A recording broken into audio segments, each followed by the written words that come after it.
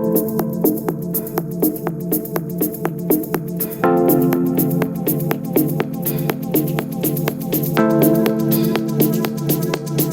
ladies and gentlemen. Welcome to another episode of CoinNewsExtra interview session. So, it's a program where we invite innovators, influencers, and people doing amazingly well in the ecosystem to talk about the experiences and how the ecosystem is faring. So, today we'll be looking at driving real life adoption of blockchain and crypto payments. So, we have Felix Mago, who is the co-founder Dashnes. Felix, you are welcome. Hi, thank you for having me. Fantastic to be here. It's a pleasure to have you. How is Thailand? Very good, very good. I mean, the situation is getting better every day. It's not many COVID cases here, and the government is loosening the restrictions. So I think that's a good sign, for Southeast Asia to come back to normal. That's interesting to hear. So we'll be looking at driving real life adoption of blockchain and crypto payments. So crypto we believe should be used for daily payments. So before we go that, we would like to know your background and how you got into the ecosystem. Yeah, great question. I'm a long time in kind of between business and technology. So I was like always working as a consultant for marketing or for technical innovation. So, we always helped how companies can innovate and adapt to the newest technology. And then came blockchain, and I got lost into it. I started writing a book about Bitcoin back in 2014, I think. And since there, so many things happened, and I'm so happy to be here right now, working with Dash, and really doing something with crypto and driving adoption. Interesting. And we are looking at how can crypto be of importance in payments. Payment is a very, very good aspect of human existence. So Mhm. we do everything with payment. So how can crypto be of importance?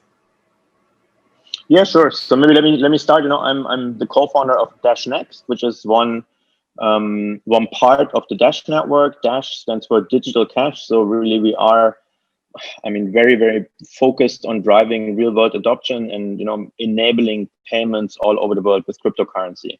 And I think Dash has always been a leader in that. We are like one of the oldest currencies out there, started in 2014.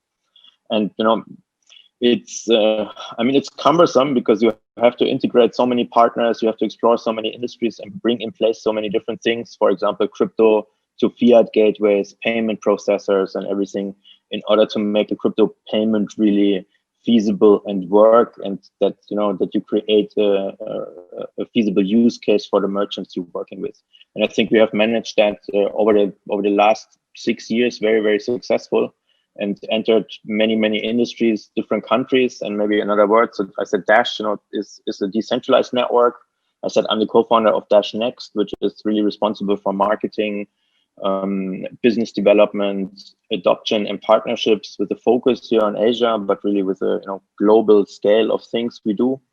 And this is how Dash became, I think, a leader of showing how you can run a decentralized corporation with teams all around the world. We have Dash Core in the United States. We even have a team in Nigeria. We have teams in Latin America, so all over the world, and different countries, different use cases, different industries, different verticals. This is how we drive adoption. Interesting to know that. And one of the reasons there are some researchers saying that there are the reasons why there have not been much adoption of cryptocurrencies because it has not been mostly used for daily payment and bill settlement. So, what's your take on that? Yeah, you're hitting the nail on the head. It's a pain point, and always has been a bit of a chicken and egg problem. Because if you don't have merchants, no user can pay anywhere, and if you don't have users who want to spend cryptocurrency for something else than trading, it's very hard to convince merchants. So we have always focused on both of these sides. By integrating great merchants that users want and that gives value to normal people, and show that to the people. And so far, obviously, in the adoption numbers can still go up, but I can confidently say that every year since we have started, it's growing. And now, in 2020, suddenly everybody's talking about DeFi and, be your own bank and all that. So I think it's a good angle still to have real world things you can buy.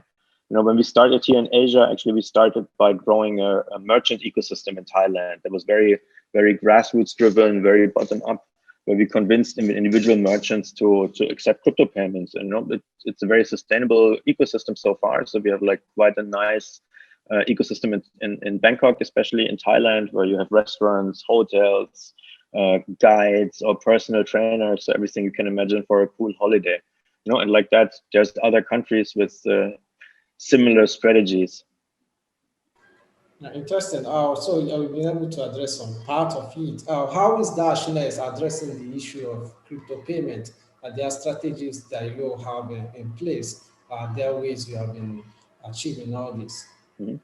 Yeah, as I quickly mentioned before, for me it's important to focus, really, to not focus on only one thing, but to pick like interesting use cases and interesting countries where these use cases can be possible. So I mentioned Thailand as a kickoff example where we started, and our focus there always has been, on the huge tourism industry, to say, hey, like if you want to capture a big share of the market, it's probably interesting in Thailand to go to these restaurants and to go to hospitality venues in Thailand.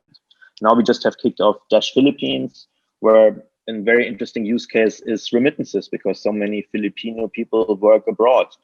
And also, we can combine that with another tourism angle. In Latin America, and even in some African countries, which, the countries rather hyperinflation driven or driven by political instability, it has turned out, that cryptocurrencies can be a great alternative also to avoid something like a hyperinflation, or to give people alternatives who suffer from these conditions. So again, in different countries, different use cases. And I mean, if you look at Europe and the United States, it's rather a different kind of setting. You have to more attack the credit card industry, which is, it's more cash driven in Africa. It's more cash driven here in Asia. So you have to focus on other angles. And I think this is always a good approach, that different countries, you can have different use cases and different industries that bring different opportunities. And again, as payment is kind of everywhere, we are honestly in a lucky position, because payment is everywhere, and we have always a chance to convince somebody or to show somebody the value we can bring with cryptocurrency, which is cheap, fast, secure, no middleman involved. And I think these are great arguments. Interesting. Finally, before we draw the curtain on today's episode of CoinNewsExtra interview session, so we would like to know, how do you see, having seen how the payment sector is and the cryptocurrency sector, how do you see the future of Dash and cryptocurrency when it comes to payment? Yeah, thank you. It's also a great question. Actually, I'm very happy that we talk now, because Dash just released great updates. Dash Evolution is coming out. We have a lot of new developments coming, and the whole focus of this and the whole frame for this is actually usability and nice user interface. So one of the things, it's actually very little, but it's a big step, to have usernames and not anymore cryptic keys you're going to send around that normal people cannot really relate to. But a part of that, there's now a decentralized cloud storage coming out. There's decentralized APIs coming out. So there's a lot of things to kind of enable, if you will, a second layer on Dash to be able to build different things which are all payment related, right? So you can, for example, build identity solutions or payroll solutions, like things that make payment work better. And I think this is very, very important point, because if you go out and if you talk to merchants and drive adoption, you will realize that people don't want to deal with tech. They want to have easy to use tech that solves a problem for them. And for a merchant, again, if you tell them you can have more customers, you can save costs for your payment, you can do it as easy as possible, that's actually a good feature. Thank you very much. We are so delighted to know what Dash is doing and how it's transforming this sector. Thank you very much, Felix Mago, for joining us today on CoinNewsExtra. Thank you. Thank you very much for your questions. It's our pleasure to